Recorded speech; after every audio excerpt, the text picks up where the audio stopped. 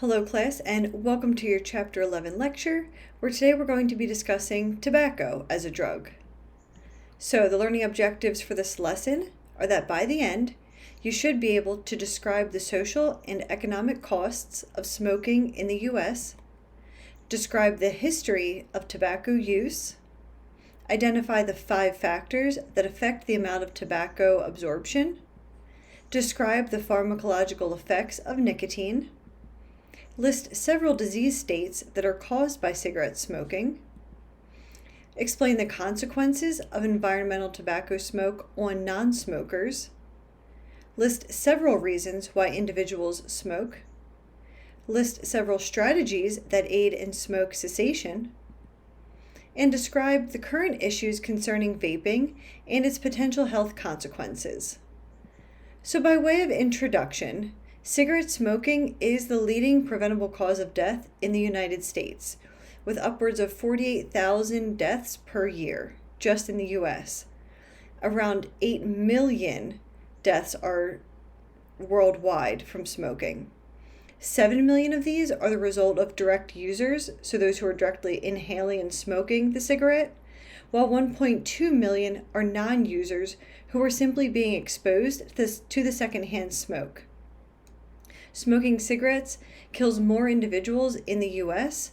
than alcohol, car accidents, guns, HIV, and illegal drugs combined. Smoking-related illness in the U.S. actually costs the country more than $300 billion every year. So let's look at tobacco use in the U.S. So 21.5% of the population who are 12 years of age or older are current users of tobacco. 28.6% are male, while 16.6% are female. Tobacco has been called a gateway drug in that cigarette smokers are also more likely to then use subsequently illicit drugs. The mortality rates, however, of smokers, the longer the smoker abstains from smoking, they can actually increase their life expectancy, so they can decrease their mortality rate. If we look at the pie chart on the right here, this shows us a study of more than 480,000 deaths that were attributed to cigarette smoking, and you'll see the majority of those were the result of either lung cancer or heart disease from smoking. You have other cancers accounting for another 8%. Others include other diagnoses, chronic pulmonary disease, and also strokes. So where does tobacco come from in tobacco use? Well, tobacco, the word, may have come from tobacco. So tobacco is actually a 2-pronged tube that was used by native Central Americans to take snuff. Columbus also received tobacco leaves from natives in San Salvador as far back as 1492. The Mayans regarded tobacco smoke as a divine incense, bringing rain during the dry seasons. And a stone carving in a Mayan temple is actually the oldest known representation of a smoker, and it shows a priest puffing on a ceremonial pipe. The Aztecs as well used tobacco, typically in folk medicine and religious rituals, while the Native Americans used tobacco in various ways. In syrups, they would chew it and also use it as snuff. Interestingly, we have here in Turkey, Russia, and China during the 1600s would actually impose the death penalty for smoking. And then snuffing became fashionable in France during the reign of Louis VIII. So you see here the use and history of tobacco dates very far back, as far as the Aztecs. You go back to Columbus receiving tobacco as a gift. So it's been around for a very long time. And even as far as the 1600s, Turkey, Russia, and China recognized some of the negative impacts that smoking could have, which is why they imposed the death penalty for it. Looking at it specifically, history of tobacco in the Western world, Rodrigo de Jerez was actually a member of Columbus's crew who was jailed for several years and may have been the very first person to ever smoke tobacco in the Western world. They believe, though, that he was possessed by the devil after seeing smoke come out of his mouth after he inhaled and exhaled, and that's why he was jailed. Jean Nicot was a French ambassador to Portugal in 1559, and the plant Nicotiana tabacum was actually named after him. It was used for medicinal purposes. So it was actually used to cure around 36 maladies in the previous Western world history. It was also used for holy events and is a healing herb. Then we have Pope Urban VIII actually issued a formal decree in 1642 forbidding the use in churches under the penalty of the popes being excommunicated due to spills of tobacco staining the floors of the church. And then Pope Benedict XVIII in 1725 actually annulled all previous edicts against tobacco because they realized that almost nearly everyone was using tobacco and it was just too hard to actually enforce these laws. Now, if we look at tobacco's history and production in America specifically, tobacco actually played a significant role in the successful colonization of the U.S. during the 1600s. So in 1610, John Rolfe was actually sent to Virginia to set up a tobacco industry. And Nicotiana tabacum, by 1613, was very successful in the tobacco industry, and the Virginia colony was being insured through the growing of this plant. Then in the early 1800s, cigars became popular. And in 1883, a cigarette rolling machine was developed. And the rolling machine actually was able to increase use by users of tobacco because cigarettes became less expensive. They could produce them more quickly than they could by hand rolling them. When we look at production of tobacco, this Nicotiana tabacum was the primary species, and the nicotine content was between 0.3 and 7%. So this was the primary species being cultivated in the U.S., and the nicotine content depended on the variety, the leaf's position on the stalk, as well as the various growing conditions that it was growing under. It would then be harvested and dried, then shredded, and blown clean of any foreign matter. It would then be remoisturized with glycerin or other chemicals and packed into tobacco silos for 1 to 2 years to age. This would make it become darker. It would also lose moisture, nicotine, and other volatile substances while going through this process. And after aging, the moisture was added back into the tobacco and blended with other varieties. When we look at the bright or flue-cured, or known as the Virginia, this was how when tobacco is cured using a heat transmitted through a flue without exposure to smoke or fumes. So this actually makes smoke more readily inhalable when you produce tobacco in this way.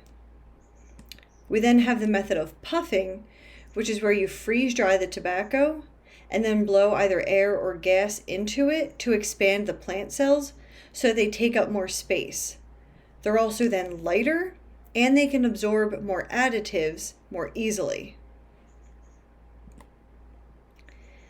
As with any drug, the government did choose to regulate tobacco. So we're going to begin with 1964, when the Advisory Committee to the U.S. Surgeon General reported their findings on smoking. So they reported that it causes lung and laryngeal cancer in men, that it probably causes lung cancer in women, and that it is the most important cause of chronic bronchitis. This then led to the 1965 National Clearinghouse for Smoking and Health being established, and they had the responsibility of monitoring, compiling, and reviewing the world's medical literature on the health consequences of smoking. which also then led to the 1970s Surgeon General warnings, which most of us are familiar with. So all cigarette packages after 1970, packages and cartons, have to carry this label. And it says, warning, the Surgeon General has determined that cigarette smoking is dangerous to your health. So if you didn't already know, now they're posting it right on the packaging for you to be aware of what you're consuming. So in 1971, they actually then prohibited any advertising on the radio and television of tobacco products. So back in the day, you can find some magazines, some commercials that were advertising for cigarettes, which is no longer permitted. And then in 1984, Congress actually enacted legislation that required cigarette advertisements and packages to post 4 very distinct warnings that were to be rotated every 3 months, related to the negative health effects of cigarette smoking.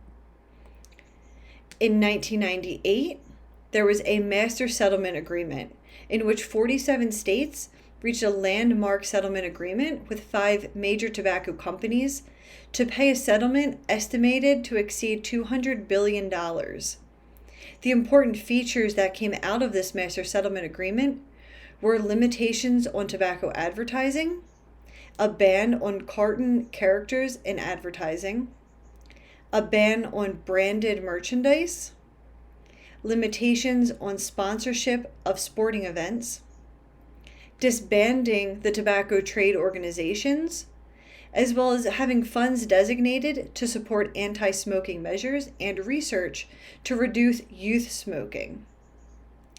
This also banned vending machines that sell cigarettes from places other than either adult-oriented establishments, such as adult clubs, liquor stores, and bars, so that youth and those under the age of 18 would not have access to them. This takes us all the way to 2009, where President Barack Obama signed into legislation the Family Smoking Prevention and Tobacco Control Act, which gave the Federal Drug Administration the authority to regulate tobacco products. Broad authority was also given to the FDA to restrict the sales and marketing of these to youth. And then in 2016, the FDA was given regulatory authority over all tobacco products. So there is your history of government regulation of tobacco, which brings us where we are today. Back in the day, some of your parents could even probably tell you, at least my parents could, that you would smoke in schools. You could smoke in the lounge areas. So even if you were under 18, it was permitted. You would even smoke with your teachers. People would smoke in restaurants as of recently as maybe 10 years ago, where they stopped the ability to smoke cigarettes in most restaurants. So let's now look at the pharmacology of nicotine. So nicotine can be absorbed into the bloodstream after it enters the lungs or through the mucous lining of the mouth. Nicotine was actually discovered to be one component of tobacco in 1828. And this alkaloid nicotine is one of more than 7,000 chemicals that are found in the smoke from tobacco. Tobacco actually reaches the brain within just 10 seconds of inhalation. And the amount of nicotine that's going to be absorbed into the body will vary according to a few factors, including the exact composition of the tobacco, how densely packed the tobacco is in the cigarette, and the length of the cigarette, the physical length, whether a filter is used, what is the volume of smoke that's being inhaled, and what is the number of cigarettes that individual is smoking per day. When we look at the effects it has on the central nervous system is that it increases the release of dopamine, which gives it abuse potential. So it has abuse potential because it enters the brain so rapidly, which dissipates within a few minutes, causing the smoker to continue frequent doses to maintain that pleasurable effect that is felt by the release of dopamine. So that's why you will see users smoking a pack a day, because the the pleasurable effects do not last very long, so you have to continually smoke and inhale the nicotine to achieve those effects. It also increases the respiration rate by stimulating receptors in the carotid artery. So these are the artery in your neck that monitors the brain's need for oxygen. It can also stimulate the cardiovascular system by releasing epinephrine, which increases coronary blood flow, heart rate, as well as blood pressure. And initially, it stimulates salivary and bronchial secretions. Then it inhibits the stimulation of the salivary and bronchial secretions. So while it initially has this effect, it then inhibits it when you continue to consume the nicotine. And symptoms of nicotine poisoning can include vomiting, abdominal cramps, mental confusion, and even breathing difficulties. And respiratory failure from the paralysis of muscles can usually bring on death.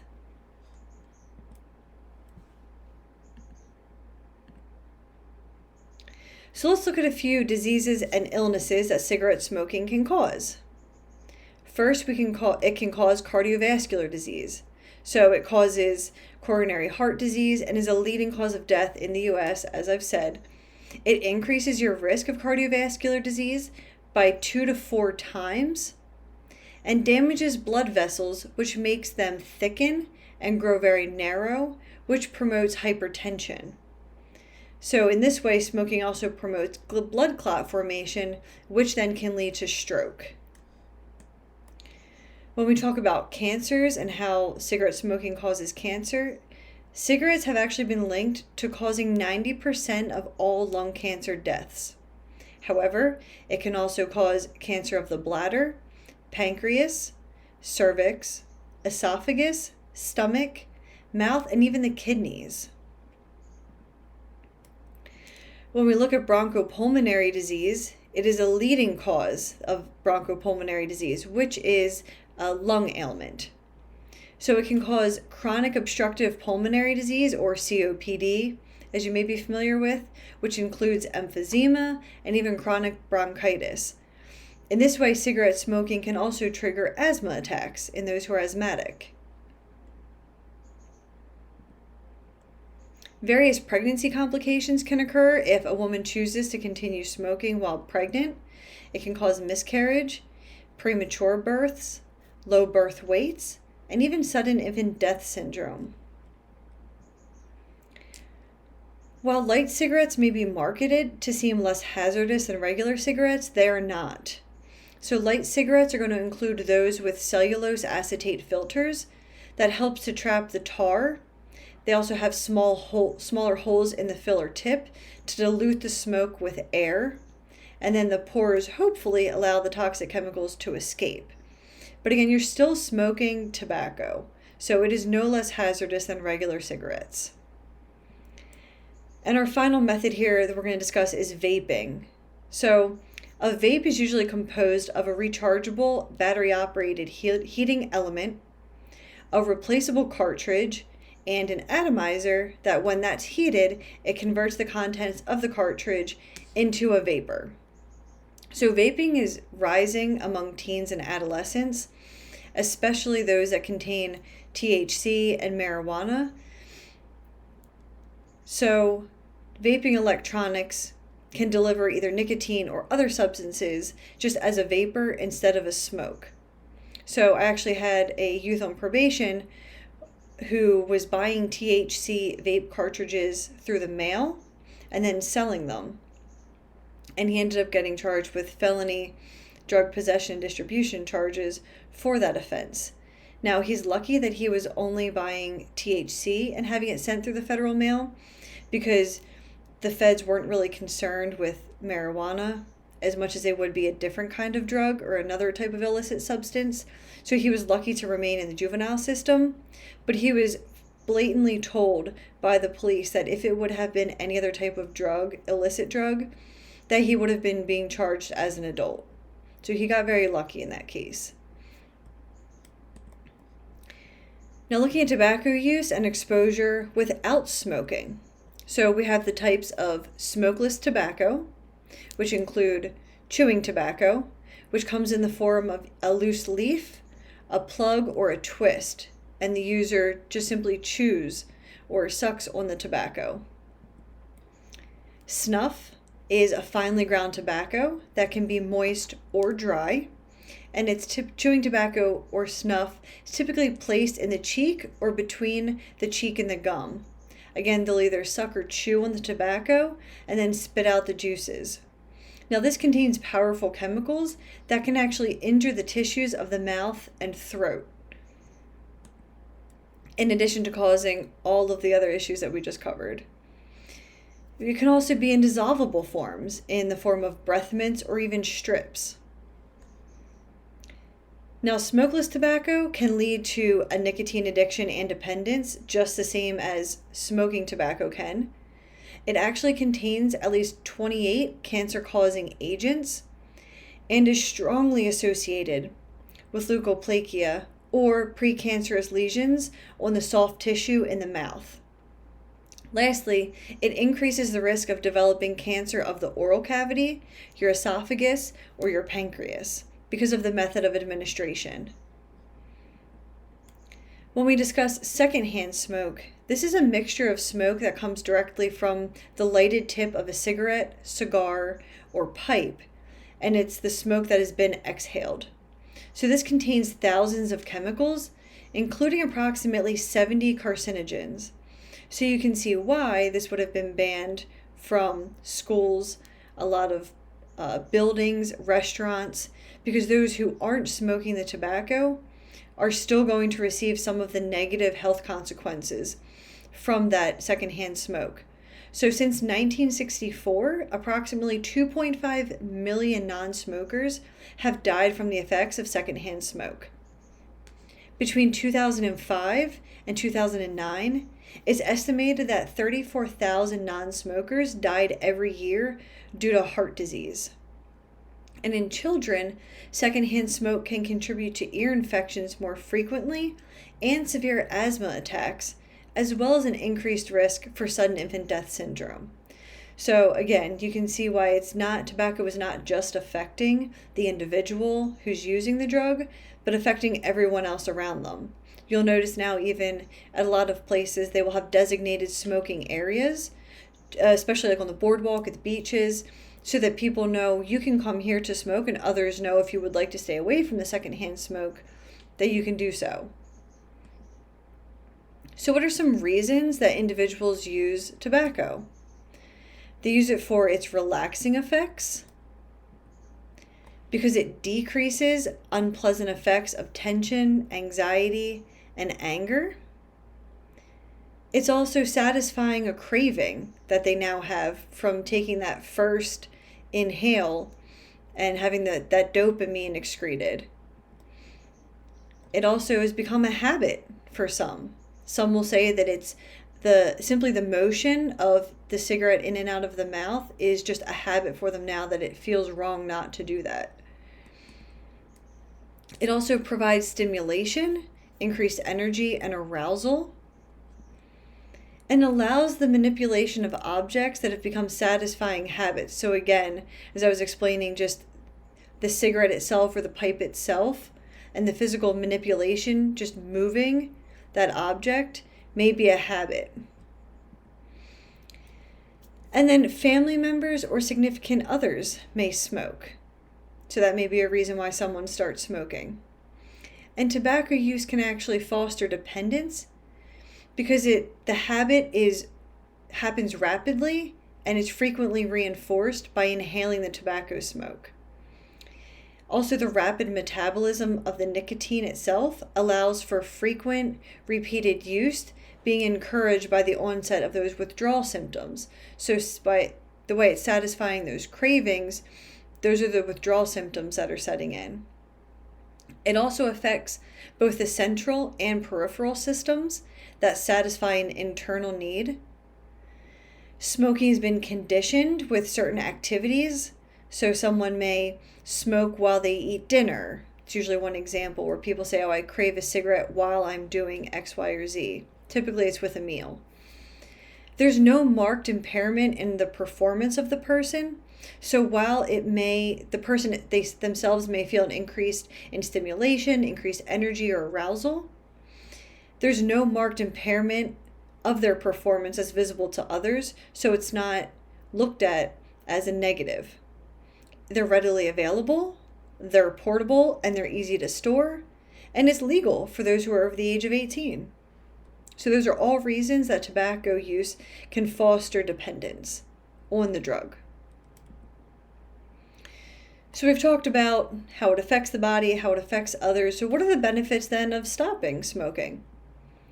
Well, heart rate and blood pressure will typically return to normal rates once the drug is ceased.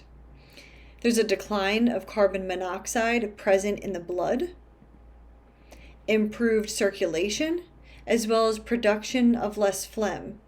If you've ever known anyone who's been a heavy smoker, they tend to clear their throat a lot. They tend to cough a lot, and sometimes even cough up phlegm, and it's a symptom of smoking.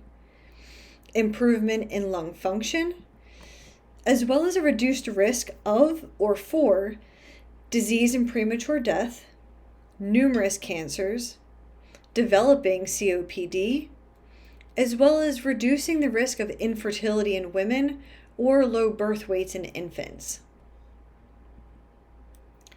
So, quitting. What does quitting look like for someone? So, withdrawal symptoms can include cravings for the tobacco, irritability, restlessness, sleep disturbances, gastrointestinal disturbances, even anxiety and impaired concentration, judgment, and psychomotor performance. These will typically occur within hours or days after quitting, and they may persist for several days or several months, depending on how long the person has been smoking for. So behavior modifications are sometimes needed. So to remind oneself that the cravings will pass, the person may need to avoid situations that they have used tobacco in. Again, maybe if they typically have a cigar with bourbon while they have a drink at night, maybe they should stop drinking the bourbon. If they typically use while they're with a certain group of friends, avoid that situation. Some who have a habit or formed a habit just of the manipulation or the physical manipulation of that cigarette could decide to chew on a different substance. I know my mom, when she was trying to quit smoking, actually tried chewing on gum, chewing on, even straws. Just chewing on a straw and having something in your hand could help. And then repeatedly taking deep breaths in through the nose and out through the mouth to calm the symptoms. So pharmacological interventions include gum, so not just regular gum, but gum that has some nicotine in it. So it's by using gum, it's a rapid absorption of the nicotine through the mucous membrane in the mouth. They're easy to use, and the dose can be controlled and then slowly weaned off by chewing less pieces per day. So instead of smoking nicotine, you are chewing it, but again, you can wean yourself off of it slowly, and it's supposed to help you wean off more easily than smoking.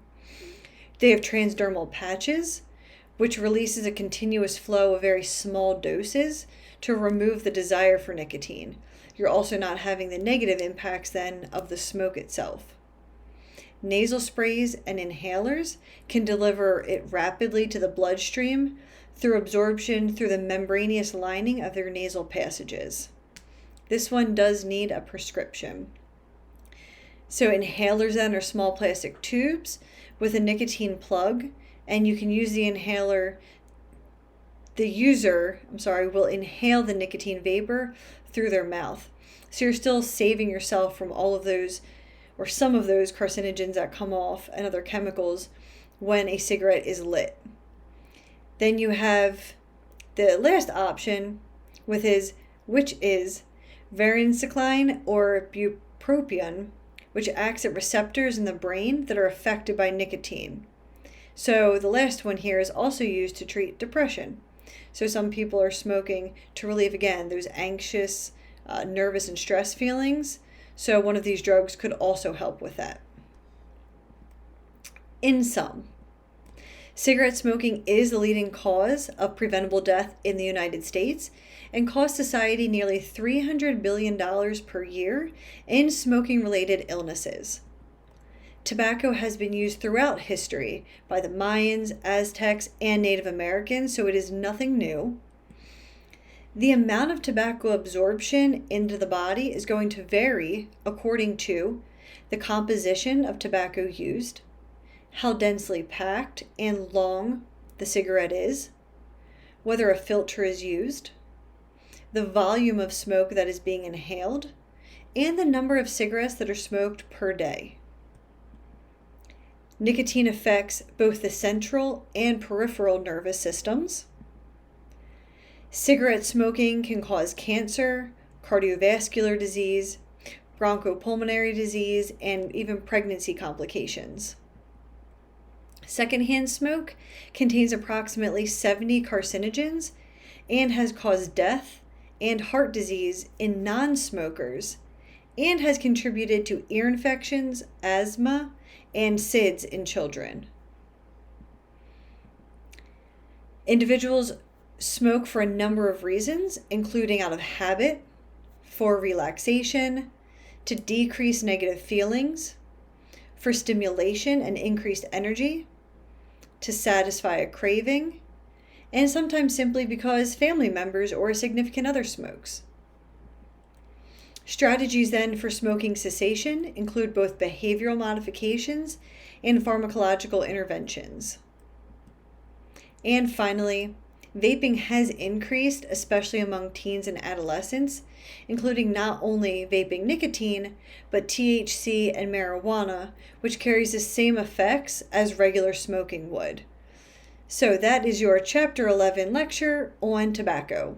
I hope everyone has a fabulous week, and as always, if you have any questions, please feel free to reach out.